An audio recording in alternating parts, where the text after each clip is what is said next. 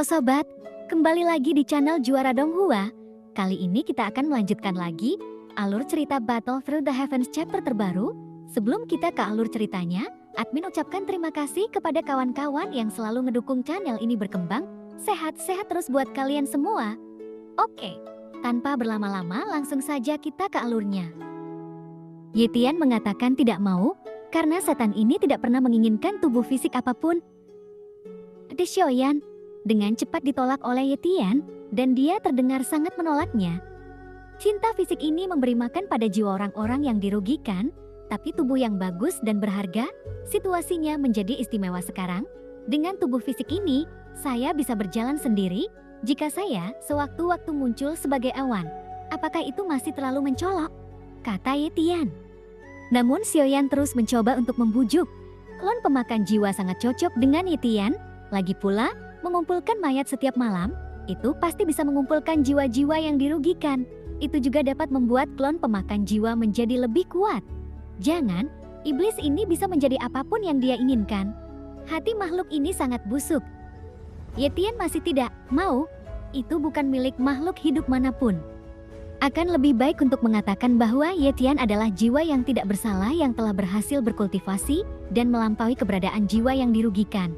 Lalu kenapa kamu tidak membantuku menjaga tubuh ini untuk sementara? Kata Xiaoyan. Saat Anda mengumpulkan golem, biarkan ia menelan jiwa musuh dan menjadi lebih kuat. Dan apakah ada syarat yang bisa disebutkan? Ku dengar iblis nomor 1 di dunia itu maha kuasa. Saya tidak tahu apakah itu hanya desas-desus atau itu benar, Xiaoyan berkata kembali. Dia mulai menggunakan metode provokasi untuk mengatasi mata anjing lagi.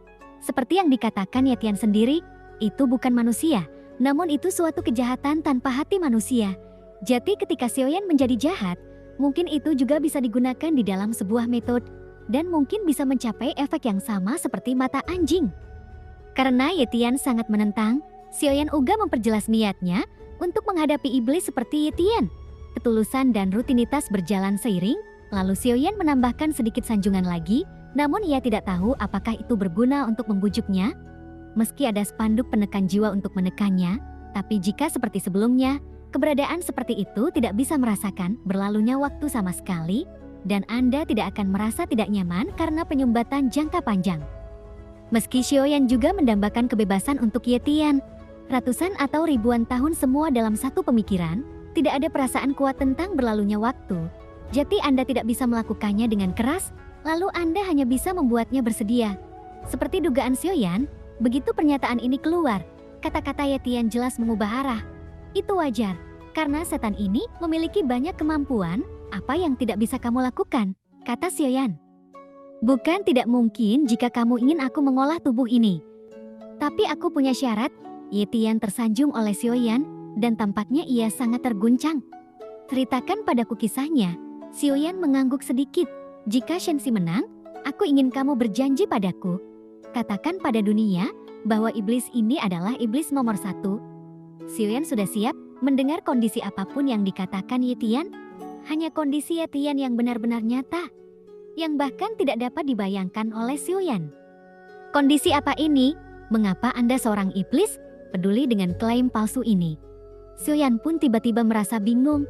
Bahkan dengan alis terangkat, ia bertanya dengan rasa ingin tahu, nama palsu?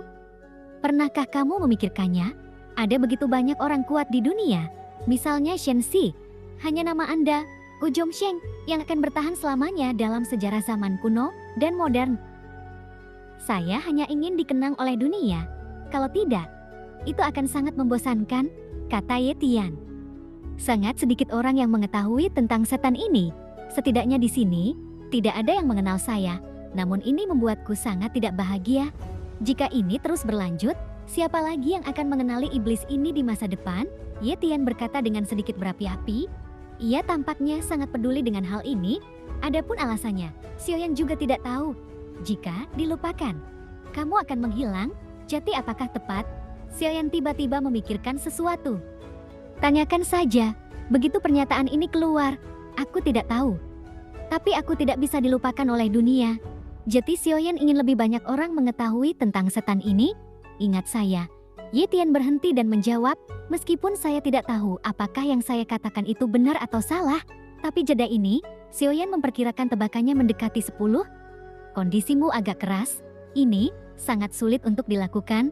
Xiaoyan mengerutkan kening. Ia terlihat sangat malu.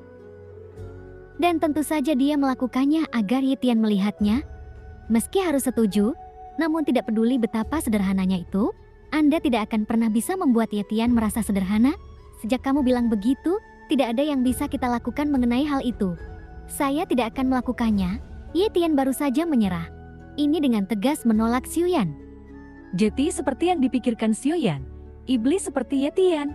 Tidak peduli apa kekuatannya, itu adalah pria yang kuat, dan dia tidak takut sama sekali.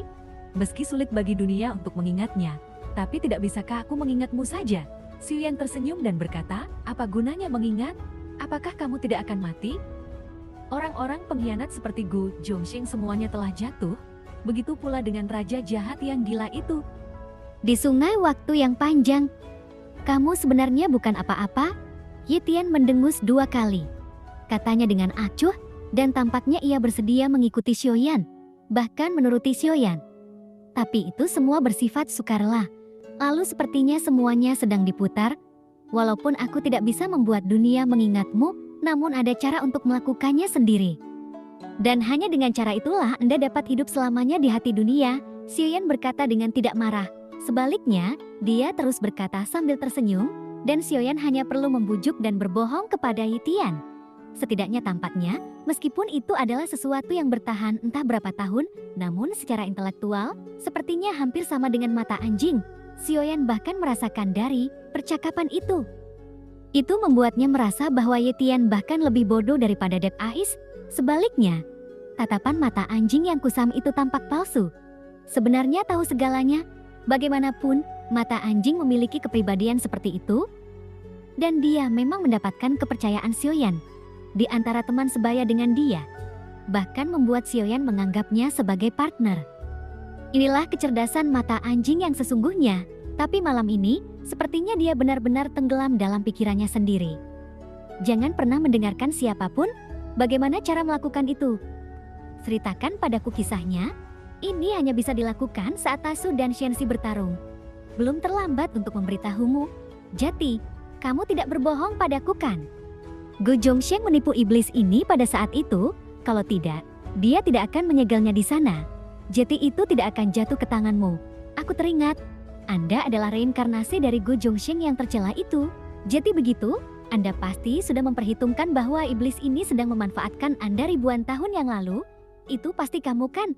Gu Zhongxing yang tercela, saya benar-benar tidak mengerti. Dunia sebenarnya menyebut Anda yang mulia. Ye Tian sepertinya merasa ada yang tidak beres. Setelah memikirkannya, lalu ia merasa sudah lama direncanakan oleh Gu Zhongxing. Dia menghitung bahwa dia akan digunakan oleh reinkarnasinya setelah 10.000 tahun. Kota pemikiran yang demikian itu benar-benar mengejutkan bahkan iblis seperti Ye Tian. Saya tidak punya ingatan tentang reinkarnasi, jati aku adalah aku. Bukankah keinginan hatiku untuk membawamu berperang, jati tidak ada gunanya antara kamu dan aku. Maka ambil saja apa yang Anda butuhkan. Sejujurnya, saya membutuhkan kekuatan klon ini. Sekarang saya juga percaya, hanya iblis terbaik di dunia yang benar-benar dapat mengolah klon ini. Trik seperti memuji dan membunuh, jati dapat dikatakan bahwa itu tidak akan pernah ketinggalan zaman.